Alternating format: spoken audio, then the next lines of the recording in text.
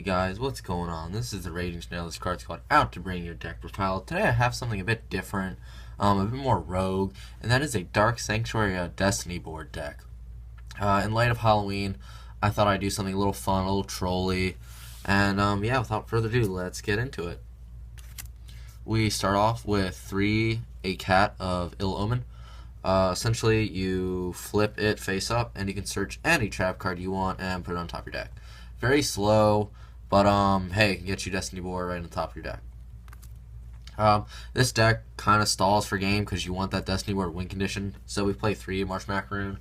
Essentially, if it blows up, you can just spam out 2 more. Then it's just a floater. And just 1 BLS because all my monsters are light and dark. The Marsh Macaroons are light, and the cat is dark.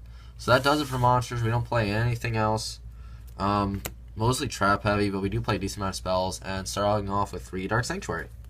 This card got released some time ago in Rivalries of the Pharaoh, and I just happened to finally get a playset, so I thought why not upload this, especially with the Halloween holiday coming up soon. But yeah, when you bring out a Spirit Message from Destiny board, you can put in your monster zone as a monster. It's unaffected by everything, and your opponent can attack it. So really good there. The only really way they can out that is like Kaijus. But other than that, your Spirit Messages will mostly just sit there and you'll win. Other than that, it has a bonus effect where anytime when your opponent declares an attack, you flip a coin. If it's heads, the attack's negated, and your opponent will take burn damage equal to half the monster's attack. So if they were to check for a Dark Destroyer, for example, and you flip a coin and gets heads, it doesn't target, which is why I'm bringing up Dark Destroyer, but they would take 15 damage. So pretty good there. And that is also not once per turn, so you can do as much as you want. 3 Terraforming.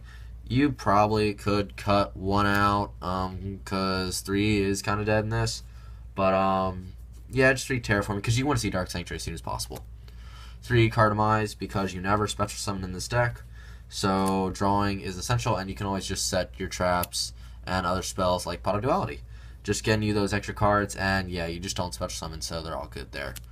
2 MSTs. You can play Twin Twister over this, but, MST does the job fine. You don't always want to ditch stuff with Twin Twister, so yeah.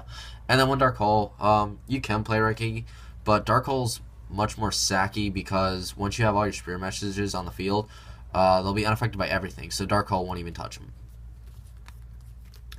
And as for the rest of the spells, we just carry 1 each Spirit Message. 1 I, 1 N, 1 A, 1 L.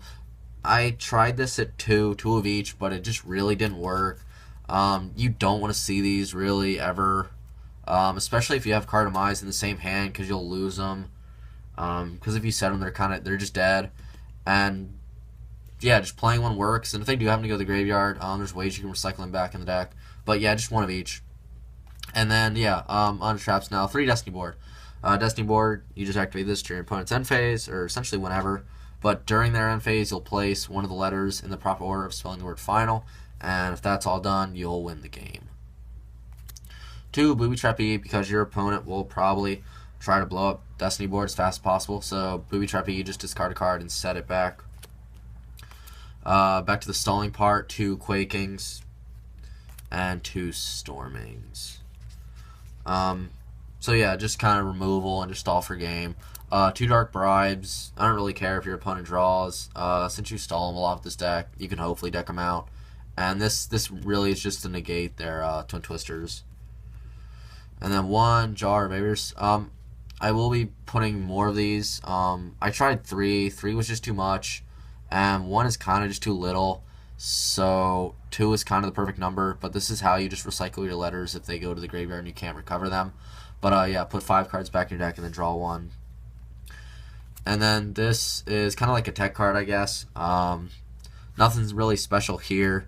Ferret Flame is essentially a Drowning Mirror Force, just kind of for budget-wise. I will cut 1 out for that second jar.